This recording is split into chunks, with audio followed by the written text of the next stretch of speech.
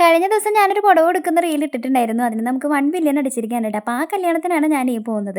So friends ഉൾപ്പെടെ ഇന്ന് എല്ലാവരും സാരിയാണ് ഉടുത്തിട്ട് വരുന്നതെന്ന് പറഞ്ഞുകൊണ്ട് തന്നെ ഞാനും പുതിയൊരു സാരിയാണ് ഉടുത്തിട്ട് പോയിരിക്കുന്നത്. അപ്പോൾ ഈ ഒരു പിസ്ത കളർ സാരി ഉടുത്തിട്ടാണ് കേട്ടോ ഞാൻ പോകുന്നത്. പിന്നെ ഇത് കുങ്കുമൊക്കെ കുറച്ച് നല്ല രീതിക്ക് തന്നെ വാരി പൊത്തിയിട്ടുണ്ട് കേട്ടോ. ആദ്യം ചെറുതായിട്ട് ഇട്ടതാണ്, പിന്നെ നല്ലോണം ചെറുതായി പോയോ എന്ന് വിചാരിച്ചിട്ട് ഒന്ന് വലുതാക്കിയതാണ്. അപ്പോൾ ഈ അവസാനം തലയിൽ കുങ്കുമം തട്ടിപ്പോയ പോലെ പോകുന്ന വഴിക്ക് അഷ്ടമചിലത് കുറച്ച് മുല്ലപ്പൂവും കൂടെ വാങ്ങി വെച്ചു. അപ്പോൾ ഇതാണ് കേട്ടോ ഇന്നത്തെ ഒരു ലുക്ക്. ഞങ്ങൾ അമ്പലത്തിൽ എത്തുമ്പോഴത്തേക്കും കെട്ടൊക്കെ കഴിഞ്ഞിട്ടുണ്ടായിരുന്നേ.